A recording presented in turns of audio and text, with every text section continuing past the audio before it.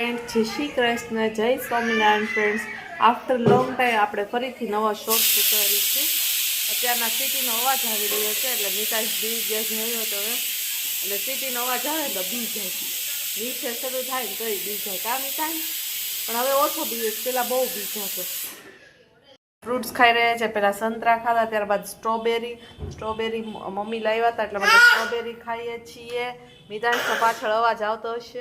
પછી આજે ભીંડા બટેટાનું શાક ખાવાનું છે એટલે ભીંડા સમારી રહ્યા છે.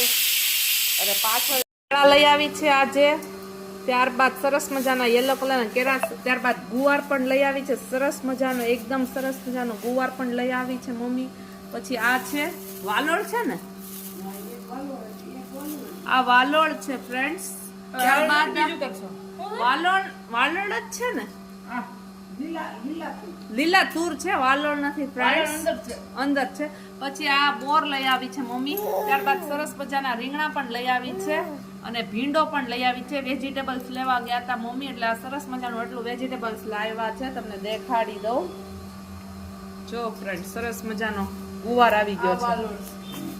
અને આ વાલોળ લઈ આવી છે ફ્રેન્ડ્સ, આ વાલોળ છે અને આ તુવેર છે, મારે મિસ્ટેક થઈ ગઈ હતી.